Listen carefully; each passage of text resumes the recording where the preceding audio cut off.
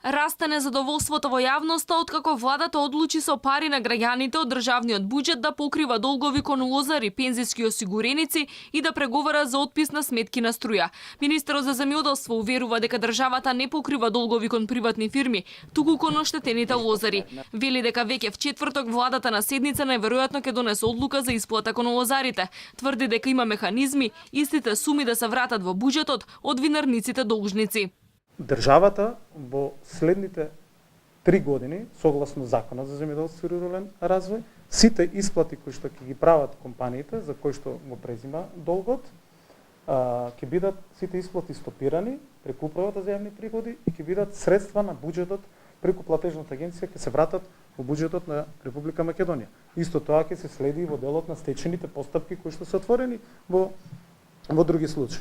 Се уште не се знае ниту кој е одговорен за пензиската афера, за непрефрлањето на 19 милиони евра од придонесот за пензиско осигурување во приватните друштва.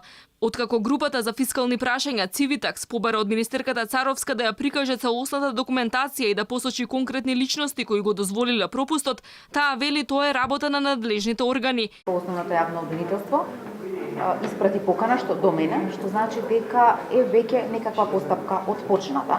Тоа е надлежност на самото основно јавно обвинителство. Јас како министерка имам законска основа. Се што ќе детектирам да доставам до нив и тоа е она кое што го завршим како врска. Втора работа која што ми беше да го решам целиот овој систем, да најдеме начин како ќе ги обештетиме граѓаните, како одговорна влада го направивме и тоа.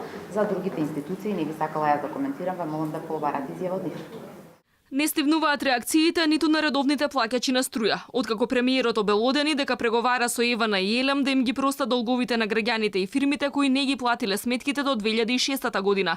Граѓаните негодуваат, бидејќи им се помага на несовесните, но се демотивираат дисциплинираните редовно да си ги подмируваат обврските. Дел од експертската јавност веќе ги нарече овие мерки популистички за купување гласови пред избори.